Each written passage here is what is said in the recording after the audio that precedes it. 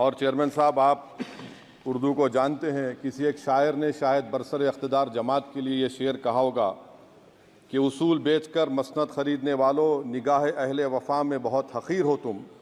वतन का पास तुम्हें था न होगा कभी कि अपने हिर्स के बंदे हो, बेज़मीर हो तुम। इज़्ज़त नफ्स किसी शख्स की महफूज नहीं, अब तो अपने ही निगहबानों से डर लगता है। डंके की चोट पे जालिम को बुरा कहता हूँ, मुझे सूली से न जिंदानों से डर लगता है। मोहतरम चेयरमैन साहब, मैं आज इन लोगों की तरफ से बोल रहा हूँ जो दिखते तो हैं, जिनके बारे में बात तो होती है मगर उनकी कोई नहीं सुनता। मैं उनके बारे में बोल रहा हूँ जिनके बारे में वज़ीर आज़म मोदी ने कहा था कि घुसपैठी है। मैं उन बेटियों और माओं के बारे में कह रहा हूँ जिनके बारे में मोदी ने कहा कि ज़्यादा बच्चे पैदा करते। मैं उन मासूम नौजवानों के बारे में कह रहा हूँ जिनको मॉब लिंचिंग के ज़रिए मारा जा रहा है। मैं उन बेज़ुबान माँ और बाप के बारे में बोल रहा हूँ जिनकी औलाद आज इस हुकूमत के गलत कानून के चक्कर में जेलों में सड़ रहे हैं। सर, मैं दस्तूर जब इस ऐवान में बन रहा था, संविधान बन रहा था, तो उस वक्त अलहदा वोटर लिस्ट और इंतखाबी रिजर्वेशन की बात आई तो उस वक्त के हमारे फाउंडिंग फादर्स ने, हमारे बुजुर्गों ने, दोनों समुदाय के हिंदू और मुसलमानों ने फैसला किया कि हम इस पर राज़ी नहीं होंगे। बल्कि उन्होंने क्या कहा था हमारे फाउंडिंग फादर्स ने, उन्होंने मुखालिफत की थी अलहदा वोटर लिस्ट की और इंतखाबी रिजर्वेशन की। उन्होंने कहा था, I quote sir, it is the duty of majority community to ensure that minorities are elected in the representative numbers. BJP मुसलमानों की नफरत पर जीतती है और मुसलमानों के नाम निहाद मसीहा मुसलमानों के 90% ज़्यादा वोट हासिल करते हैं, मगर फिर भी इस ऐवान के दरवाजे नहीं खुलते मुसलमानों के लिए और सिर्फ 4% मुसलमान जीत कर आते हैं। सर, संविधान सिर्फ एक किताब नहीं है जिसे चूमा जाए, संविधान एक किताब नहीं है जिसे दिखाया जाए, संविधान एक सिंबल भी है, मगर संविधान एक हमारे बुजुर्गों के ख्वाबों की किताब है।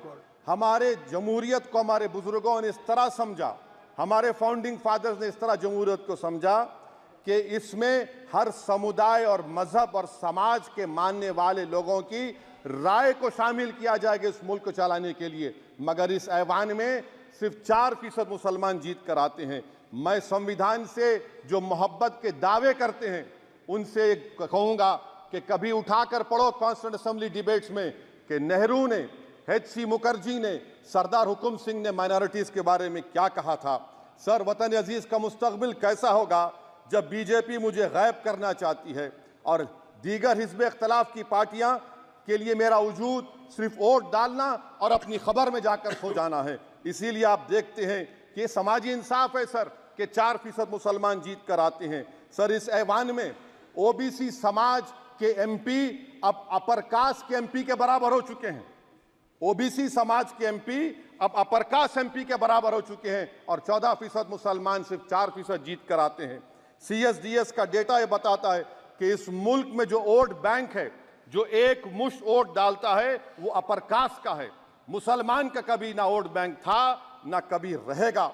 सर, 4 जून के बाद 6 मुसलमानों की मॉब लिंचिंग हुई, 11 घरों को मध्य प्रदेश में मोदी के बुलडोजर ने निस्तो नाबूद कर दिया। हिमाचल प्रदेश में एक मुसलमान की एक दुकान को लूट लिया गया और हिज़्ब इख्तिलाफ की पार्टियों की तरफ से सन्नाटा है। शायद अब वक्त आ चुका है कि लफ्ज़ मुसलमान का नाम लेना भी अब उस पर पाबंदी आयद कर दी जाएगी। सर, मैं ये बात बताना चाह रहा हूँ कि नरेंद्र मोदी को जो मैंडेट मिला है। एक मिनट, आप लोग बैठ जाएं, कृपया आप लोग बैठ जाएं। श्री मनसुख मांडविया जी, आप लोग बैठ जाएं, कृपया माननीय सदस्य बैठ जाएं। श्री मनसुख मांडविया जी, मनसुख मांडविया जी, कृपया आप लोग बैठ जाएं। अपने प्रारंभिक कृपया आप लोग बैठ जाएं। माननीय आप लोग बैठ जाएं। माननीय सदस्य ने बैठ जाएं। माननीय सदस्य ने अपने प्रारंभिक भाषण में जो शब्द प्रयोग करा है उसको ऑथेंटिकेट करा जाए। और अभी उन्होंने उल्लेख करा कि मोदी के बुलडोजर ने वहाँ मॉब लिंचिंग करा है, उसको भी ऑथेंटिकेट करा जाए। निश्चित तौर से इसको ठीक है। उवैसी साहब, जब भी कोई बात नहीं सर, आप चेयर पर बैठे हैं जी, इसलिए आप मंत्री जी को पेट में दर्द हुआ, माशाल्लाह, शुक्रिया उनका। नहीं, तो सर, मैं ये बोल रहा था, जवाबदेही है अरे ये नहीं मंत्री इससे की बुरी जवाब बात क्या है? पेट में दर्द हो सकता है। वो दर्द ये सब ठीक अच्छा, नहीं। दर्द हुआ, चलिए दर्द हुआ, दिल का दर्द हुआ। तो सर, जो नरेंद्र मोदी को मैंडेट मिला है वो सिर्फ और सिर्फ मुसलमानों की नफरत पर हिंदुत्व की वजह से मिला है। I would like to say it is not Modi's in dock, but every single person voted him despite his anti Muslim voice. And I would like to tell the opposition parties, this is not a moral victory for you. This is a victory of majoritarianism. Everyone should contemplate and do introspection. Why is it that the OBCs and the upper caste are getting their due representation? Why are the Muslims not getting? Are we here only to vote for you and not to get elected? If that is the case, please tell us that we are only here to vote for you. Sir, आज भारत के आधे नौजवान बेरोजगार हैं और रोजगार की तालाश, बेरोजगारी का आलम यह है सर कि मोदी सरकार के 5 साल में 75 लाख एस्पिरेंट्स की जिंदगी बर्बाद हो गई, 6 पेपर लीक हुआ।